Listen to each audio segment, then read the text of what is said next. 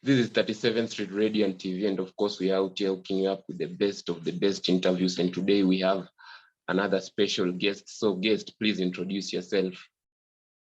Hi, my name is Ashley Muthui. Should I say what I do? I'm a, can I call it media personality? Also in marketing, and I'm an amplifier to some extent. I'm a producer, a radio producer. I'm on YouTube as well. So yeah, a range of things.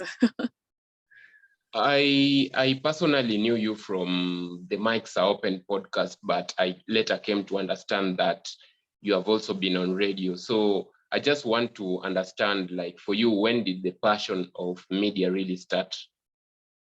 So I would say probably in high school, at the end of my high school. I had no idea what I wanted to do. I knew it was something in art.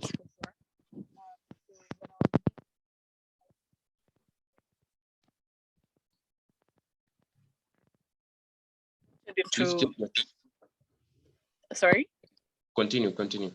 Yeah, I ventured into journalism, not knowing what exactly my niche was or what I was going to do.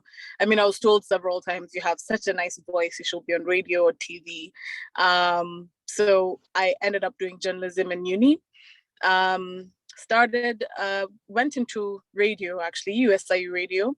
That's where it all began. Then later on, my first job was actually an agency, but I always knew that radio was my passion after doing it for several years, about 4 years in uni. 3 years in uni. That's between 2015 and 2017. So I knew definitely I want to go into radio. Didn't know as a presenter or as a producer, but eventually I realized that my passion was mainly to produce, to make the cake. I want to be in the kitchen making the cake so that we can actually produce it. So yeah, that's where my passion came from. Yeah, so like I don't know if you have ever done anything for TV yet. Not necessarily. I worked with what's this company called? I worked with a company that was mainly TV, but they had, what is it called, radio as well. I did a couple of things on TV as a commentator, I would say, but it was a short stint. But yeah, I'd definitely like to get into TV. I think that's my next challenge for myself. I've done radio, amazing, still doing radio. I want to try TV just to see if it's a challenge that I can hack. So you starting out at, you said USIU, and then of course now you're at HBR. I want to know, like, how did the opportunity at HBR come about? Did you maybe have friends who told you there's an opportunity, you can try it out? Any other person and you were called? How was it? I would say it was pure luck, pure luck. One of my dad's colleague, who is in a completely different field, started talking to me once, and she was just like, "You sound so good. Have you ever thought about being on radio?" And I was just like, "Actually, yeah, that's where I want to go to next." And she basically was just like, "Okay, I want you to meet my friend. She works at Homeboys Radio. I think you guys will really get along." And when we were meeting, it wasn't even about here's a job opportunity. It was more like, let's get to know each other. We're hanging out, we're chilling.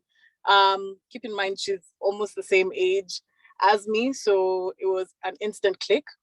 Then after we hang out, she basically just was like, "I think you'd be perfect for a role." And I said, "Oh, cool. What role is this?" So she was just like, "You don't worry, I'll communicate later." Then I completely forgot about it. Completely. So after a few weeks, I think it was 2 to 3 weeks, she texted me and was just like, "Send your resume to this email."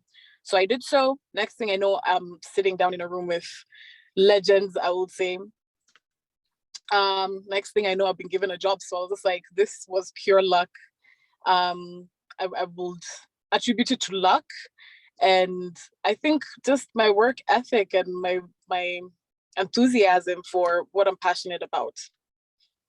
I want you to talk about radio production. You know, for us on the other side, we just think it's an issue of putting the mic on and people love you. So what does radio production really, what does it entail? I would say a lot of what happens in the back for the presenters as well, from content creation, curating what is going to go on our stories of the day. For the producers, it's mainly just making sure there's a flow to the show, making sure there's no stops, making sure that everything sounds so seamless. There's no gap. A friend of mine called Andy talks about music in this way. He sees music in a line, and that's how I see production. Radio should be so seamless that it's just one constant line. So I'll say, in a nutshell, that's what it is. I don't know how to get into the nitty-gritties, but I think what is important to know is that everything that you hear on radio is very deliberate. It's done with an intention, from the stingers being played after every song, to times, to links being done at certain times. Everything that is done on radio is done with reason. So I think that's what I can say about production. If I get into the nitty-gritties, I think I'll lose a couple of people. But no, it's not just switching on a mic and talking. It's planning, pre-planning, making sure if something happens, you're on your toes to know, okay, this is what I need to do. This is how I fix it. If a song doesn't play, what do I do? You switch on the mic and speak. You have to be ready to pick a topic from the previous song that has played, even if it wasn't planned. So there's a lot that goes into it. For presenters and producers, I would say it's teamwork. It's more teamwork. Producers and presenters work together to bring you the magic that you hear on radio.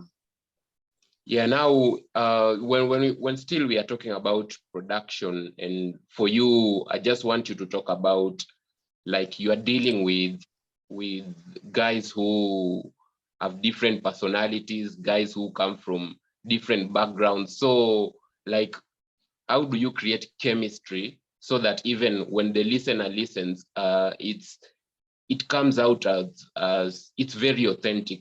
How do you how are you able to achieve that? I think the one thing, personally for me, I get along with people very easily, so that's a plus.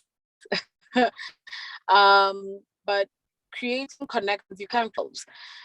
So my key role there will be to just tell them to be as natural as they can, to not try have a radio voice or try fake it for radio. If you don't like each other, it's fine. Go on air and say you don't like each other, or talk to each other how you would on a normal day. So it's not even about building connections. The chemistry can be there for anybody and everybody, depending on what also topics you both are very passionate about. So even when you're picking stories of the day, what stories are both of you passionate about? You know, then the chemistry will come out, the passion will come out. So pairing people together is important, knowing also what their likes are, what their dislikes are, how we can balance the skills on radio or anywhere else, on a YouTube channel, on Instagram, on any platform. So it's mainly just people, you need to be as natural as possible. Talk to me like we will talk if I met you randomly, you know, in any other day, not just on air. So once that mic goes on, we talk like we're homies. We don't talk like we're colleagues who are sitting here being paid to do something. So I think that's one of the key points for me. When we look at Mike's Open podcast, I've been just checking the ratings, and it's one of the top two or top three podcasts when it comes to the podcasts in Kenya. So I don't know how you even got to be featured on that podcast, because of course you have a couple of episodes where you are part of the team. Yeah. I'm assuming the question is, how did I get myself involved with the mics are open? I have a connection with each and every person on the mics are open, which is a good thing. If you don't know, I used to produce G Money and Calvin. I also used to produce for Andy when we were at Homeboys, or when I was at Homeboys, let me say that. So by virtue of me having a connection with them, it made it that much easier for me to be able to input into the mics are open. So it was more like, oh, someone's not gonna come today. Ash, do you wanna jump in? Then there was a time that people kept asking, when will I be featured? Because I mean, G always used to bring up my name on radio. So it was just a very good plugin. Also, they wanted a female point of view, because it's all mandem.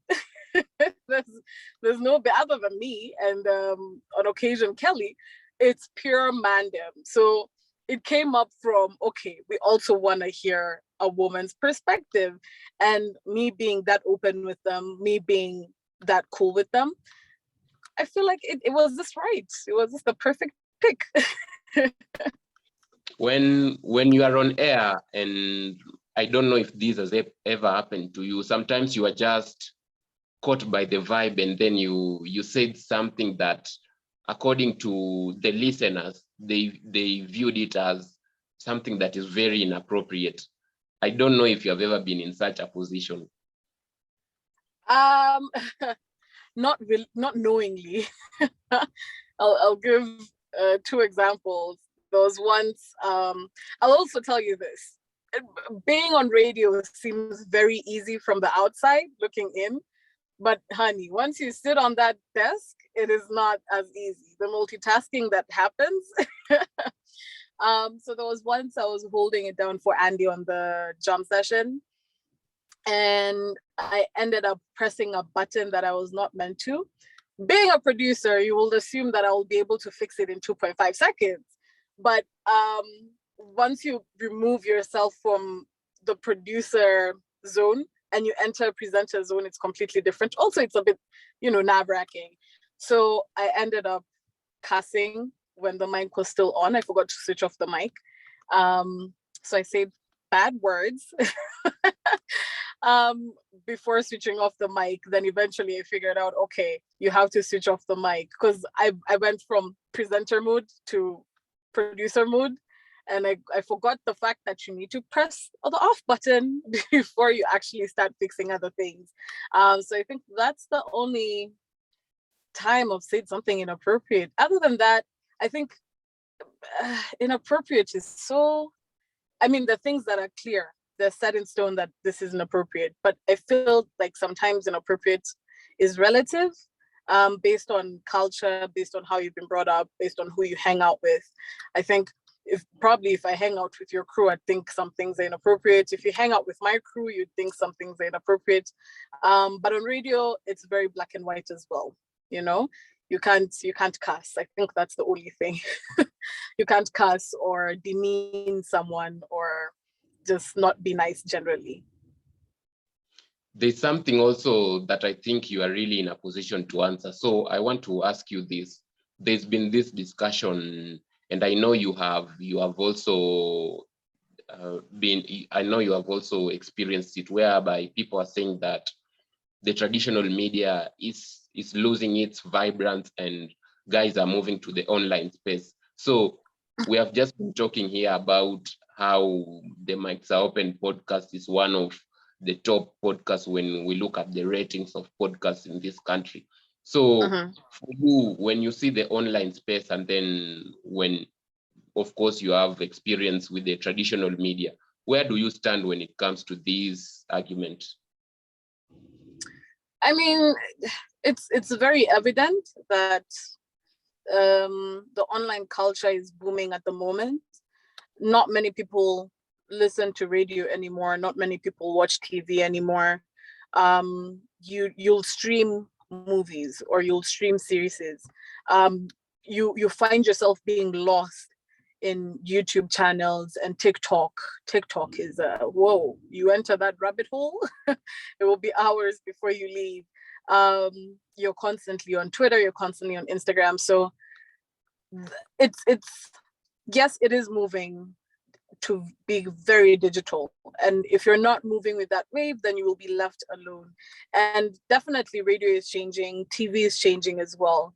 And that's because people are moving to the digital space. Even my own parents are moving to the digital. I don't remember the last time they switched on the TV to watch something that's on actual, not even local TV, but they will stream something instead of, looking for a radio station to listen to music. My dad is now an iTunes person. I'm constantly sending him playlists. He's constantly asking me for videos to watch on YouTube. So we are moving, we are in the digital space, and people need to realize that and see how we can move with them instead of being stuck in our previous ways or in our parents' old ways. Basically being stuck in the 90s, I will say. So we need to move with the digital space.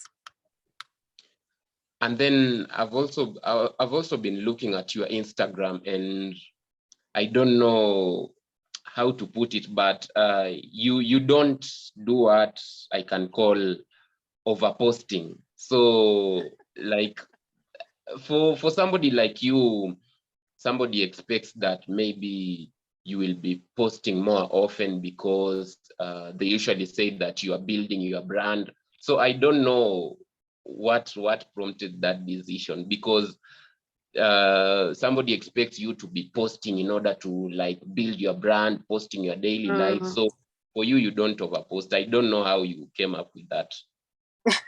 I don't know if it's a good thing or a bad thing. It's not that I don't overpost, or it's not a decision that I made that I'm not gonna overpost. I post things that I think will have an impact, or things that I like. So I'm not just gonna post anything and everything. Also, I'm not big with pictures. I'm not big with pictures, so I rarely take pictures. When I do, you will see it on the gram. Okay, but I take a lot of Snapchat videos and pictures. So if you want to see a lot of activity, that's where you should see me. But it's not even a thing about building brand. I would say my brand is more on ground. I definitely appreciate the digital support. It's immense. Of course, I wouldn't have that presence on ground if I didn't have the digital presence. But also, I feel like overposting is not me. There's not that. I'm not about to do a recap. If I ever do, it will be really fun. Okay, I joke. It's same shit, different day. But it's not for me. It's not a decision I made specifically because I don't know. This is how I want to build my brand. It's just who I am. I don't like posting as much. I have social anxiety as well, so it takes me like a whole 3 hours before I post something. Andy has to curate, Kelly has to curate. So yeah, I probably should start posting more. We'll see when that happens.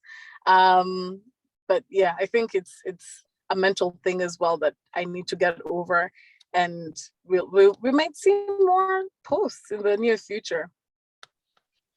There's also another thing that I would really like to get your views.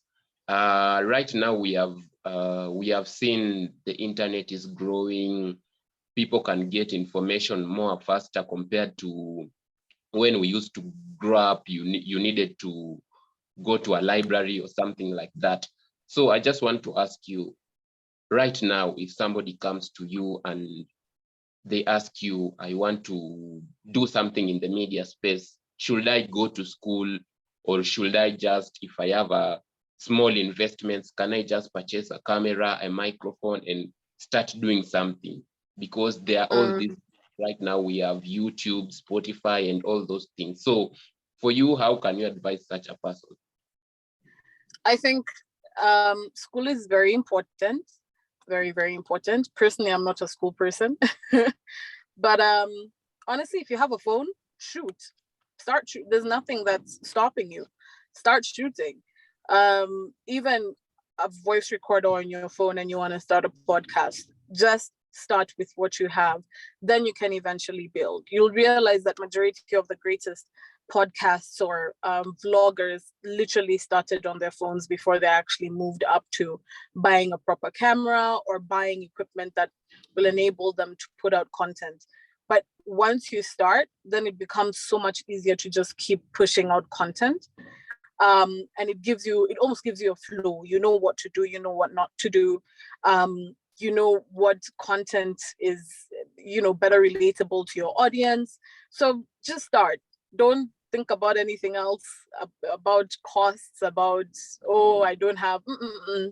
Just literally just start with what you have. As we are finishing up, I want you to share with us the most important lessons that you have learned through your journey. Things that maybe you can warn people not to do, or maybe you can tell them, go to this road. You can just talk about the lessons that you have learned. I think personally for me, just keep trying. I wouldn't say don't do anything, just keep trying. If you have a specific niche, do things that are focused with that. If it's if you want to get into radio, if you want to get into TV, do things that will eventually lead up to that. And now we have so many platforms that you can use, and so many platforms that people can discover you from. Majority of the people who are doing great things right now started online. They started by just showing who they are and where they are, and that they actually exist. So I wouldn't say I would say that do's, but not necessarily don'ts. Maybe for don'ts, just be very, don't be egotistic, I would say. Be very open to learning, be very open-minded, be very vulnerable, be very open to criticism and advice. It will take you a long, long way. You'll learn so much from it. Also learn from everyone and everything. Literally everything you do in life is a lesson, there's a reason for it. Learn from, even the askaris can teach you something in this life. Even your bartender can teach you something in this life, Your teachers, your mother, your children are the greatest lessons in this life. You will hear something from a child and you'll think it's offensive, but in real sense, think about it. Also say can move forward with it. So I would say those are my do's. Not necessarily don'ts, but those are my do's. And what about for the youths who are starting out in any field, regardless, not even in media? Maybe somebody wants to set up a business, maybe they want to go to school, or they're just starting out with anything. You can also just give them a word. Yeah, I would say do your research, do a lot of research. Also send those CVs out everywhere and anywhere that you see has an opportunity. Make sure you read through those job descriptions. Make sure you know what, you know the direction that you're going to. Also be very open-minded when it comes to working. They say don't work hard, work smart, but sometimes you actually have to work hard so that you can work smart eventually. It helps in the long run. So just focus on your goal, go towards that goal.